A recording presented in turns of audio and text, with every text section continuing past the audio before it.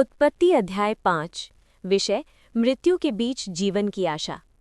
प्रिय भाइयों और बहनों, आज हम बाइबल के एक ऐसे अध्याय पर मनन करने जा रहे हैं जो देखने में केवल नामों की सूची लगता है, लेकिन वास्तव में ये जीवन, मृत्यु और आशा की गहरी कहानी है।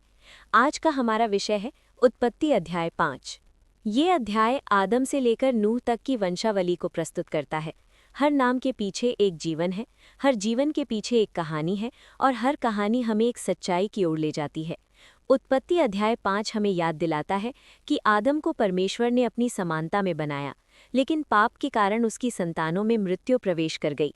बार बार एक ही वाक्य दोहराया गया, और वो मर गया। ये वाक्य हमें बताता है कि पाप का परिणाम हमेशा मृत्यु होता है। चाहे जीवन कितना भी लंबा क्यों न हो, मृत्यु से कोई नहीं बच सका।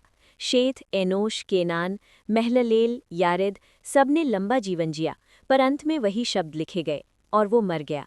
ये हमें सिखाता है कि मनुष्य की सबसे बड़ी समस्या मृत्यु है। लेकिन इसी अध्याय में एक ऐसा नाम आता है जो अंधकार में प्रकाश बनकर चमकता है।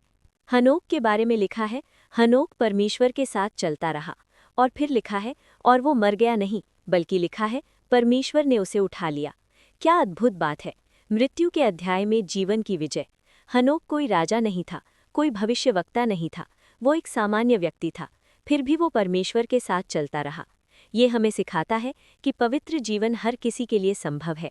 मैथुशेला का लंबा जीवन परमेश्वर के धैर्य और दया को दिखाता है। परमेश्वर न्याय से पहले मनुष्य को अवसर देता है। अंत में नूह आता है, जिसका नाम अर्थ रखता है विश्राम। नूह के द्वारा परमेश्वर एक नया आरंभ करने वाला था। जहाँ पाप बढ़ता है, वहाँ परमेश्वर की कृपा और भी बढ़ जाती है। आज प्रश्न ये नहीं है कि हम कितने वर्ष जिएं, प्रश्न ये है, क्या हम परमेश्वर के साथ चले।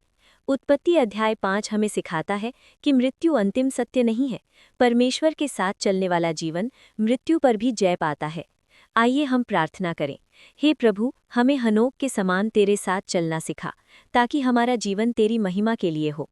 धन्यवाद प्रभु, आपको आशीष दे।